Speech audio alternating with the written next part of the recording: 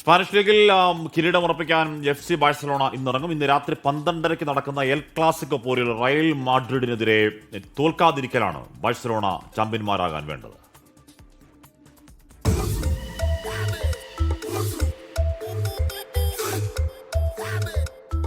ചിരവൈരികളുടെ മുന്നിൽ കിരീടധാരണം. FC ബാഴ്സലോണയ്ക്ക് ആനന്ദിക്കാൻ ഇതിൽ പരം എന്തു വേണം?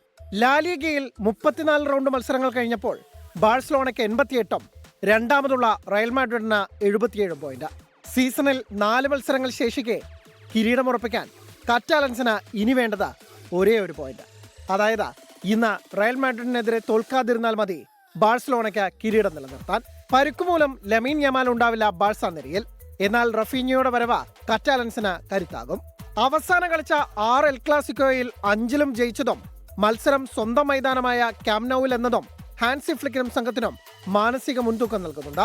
അതേസമയം കിരീടമില്ലാതെ ഒരു സീസൺ കൂടി അവസാനിപ്പിക്കേണ്ടി വരുമെന്ന നാണക്കേടിനൊപ്പം ടീമിനകത്തെ ചേരിപ്പോരിന്റെയും കയ്യാങ്കളിയുടെയും ക്ഷീണത്തിലാണ് റയൽ മാഡ്രിഡ്. ചൗമേനിയുമായുള്ള കയ്യാങ്കളിക്കിടെ പരിക്കേറ്റ വാൽവർദേക്ക് മത്സരം നഷ്ടമാകും. പരുക്കുഭേദമായി കിലിയൻ എംബാപ്പയും തിബോ കോർത്തുവയും തിരിച്ചെത്തുമെന്നതാണ് സ്ക്വാഡിലേക്ക് നോക്കുമ്പോൾ ഉള്ള ആശ്വാസം. എതിരാളിയുടെ കിരീടധാരണം വൈകിപ്പിക്കാൻ വാശിയോടെ ലോസ് ബ്ലാങ്കോസ് കളിച്ചാൽ പതിവ് പോലെ എൽ ക്ലാസിക്കോ ക്ലാസ് ആകും. Sports desk 24.